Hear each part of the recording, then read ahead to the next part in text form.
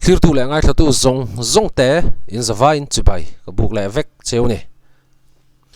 voin lama moi moya an kholama scholarship lama a ho ti kan ria an khuwa mi puin ro pui takin an lo muaka muak tu mi pui po anga khop maya chumi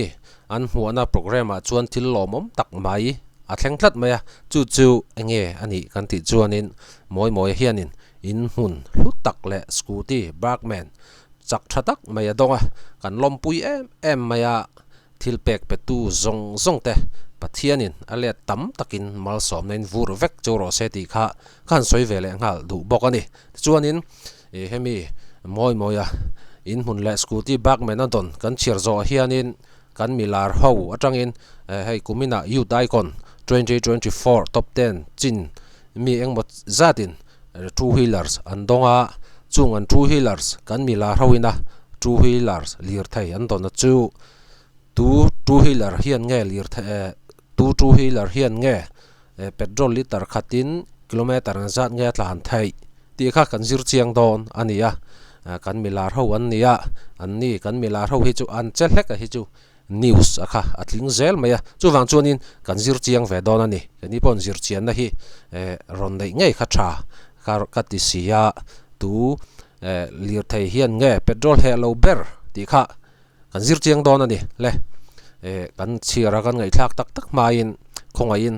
in rem chan danang zelin like le share le comments te po kha min lo pek sak ve zel turin kan som hal bok che ni moyan in hun hlutak le scooty barkman thatak adong voina icon top 4 ram eng moi chu mze hoi hotin scholarship a ropui taka lo mu ani he huna hian moya hian thilpek sang adonga BL2 MLA deputy speaker ni bok pulal fam kima scholarship college veng chuan in hun hlutak le scooty barkman thatak alei sakin ape pulal fam kimi hi delhi online ni awangin aio puarlal ruaya new diakon scholarship chuan thilpek te hi moya hlana ni BL2 MLA ruam mannain moya lo troyom tu te hi du sakna thilpek pangpar moi le hlutak le tol lo puan moi takte lo pek an ni bok tlangwal an ru lalsan kima icon jaspo pangpar hlutak le momento hlutak hlantel ani bok tin moya hi mimal le pol rang ten thilpek hlutak tak an hlan boka guitar te po adong ani heti mek la hian offense ten apualin sumfai an tho khom mek bok moya thinlung takin kan lom puye tin caption aron siama hey moya hi an bial tu MLA hi chatra khop maya tunlaya in mun tawzia chu kan hre vek inarin oma nuai somni somthum atling deuh fer fur to ni chung tiang khopa in mun hutak ani lai chuan an BL2 MLA deputy speaker ni bok pulal fam kima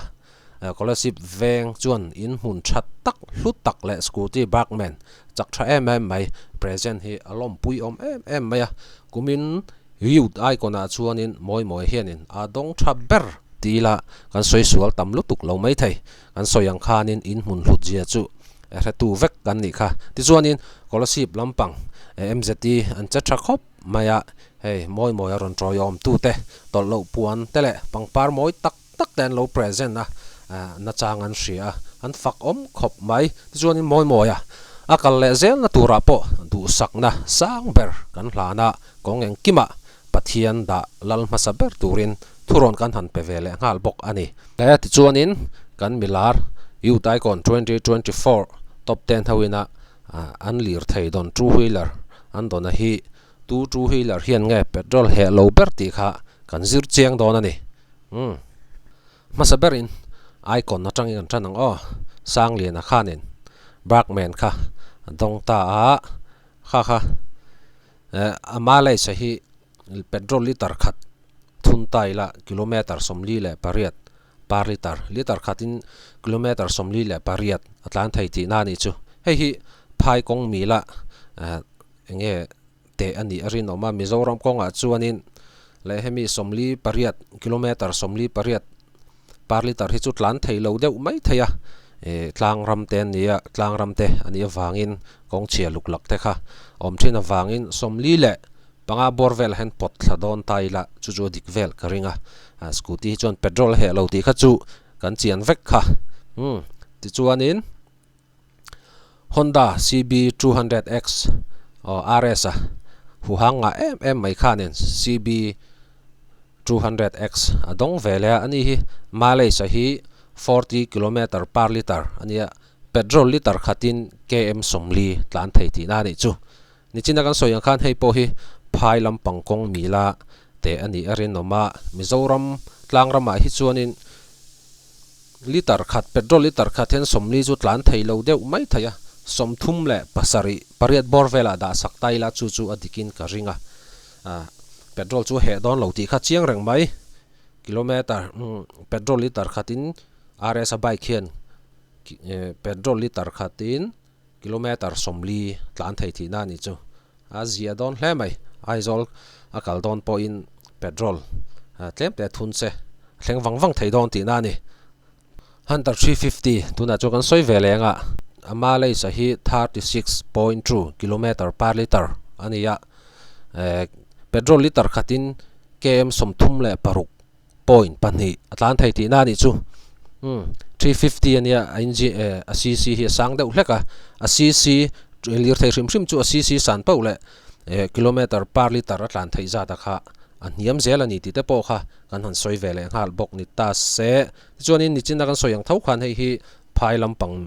mila te vek thin kha ni ya plan le tlangram kha chu nang thei lo shima ani po hi Hunter 350 hianin mi tlangram tan chuanin 36 hi chu tlan thei lo deuh mai thaya 35 mo 34 vela da saktai la a trainerin om ti chuanin le Yamaha R15 V4 man soi velenga V4 dong tu kha chu kan ria Ziona ania ani po hi Malaysia hi sangwa khop maya Yamaha product ho hi petrol liter khata tlan thei za ta chu km somnga panga le point somni tlan thei dor mai ni sangwa khop maya chutian ni chuanin kan mila hoina andon jing petrol he lo ber tur chu Yamaha R15 V4 hi ni mai mela petrol liter khatin kilometer somnga panga atlan theya hei phai lampang mila te zela ni kan ti kha R15 V4 ka kollai hianin Malaysia hi ka tesa somnga panga hi chu ka tlan thei lo deuh hleka kan ni china kan soyang khan phai kong le tlangram kong kha chu adana dang tleu tlata gear lian first gear le second gear la ka ngai chang tam tak khawm thina ni chumi wan chuan ke kha chun ka test kha chuanin somnga le pakhata khanin petrol liter khat khanin kilometer somnga le pakhat chau kha ka thlan thaya hei hi dikaringa ka test thlap to nia video po kha lom mai thaya ka test na kha lo in end du chon lo en let taula thome bk boruak nei lian deuh bk zai thiam mai khan Gixxer Suzuki Gixxer 250 adong vele a chon Malaysia hi ni hi Malaysia hi atha rina in atha riawa cc len ngai tuin petrol liter khat in kilometer somthum le pariat tlan thei tina ni chu tlan thui thei don khop maya cc ngai tu chuanin petrol liter khata somthum pariat tlan thei chuan an khuwa then tlang atang hen aizol chu petrol liter zan nge mo mawang ti kha chu comment section a nang mani lo soi tang kan da sak teng chu le kha ni ta scooty kha chu kan soi to a lir scooty kha chu chiang sa petrol he lo turang ai sa kha ni hrim bike china kha chuanin tlemin cc lo lian ve deuh a petrol ai da na po kha adang deuh hlekani chuanin kha kan riat chak ka ringa kan mila roina lir thaian don jing atangin tu lir thai hian nge petrol he lo ber ti kha chu karon soi to a hetia lan dana chuanin Ziona bike khanin petrol he lo ber ani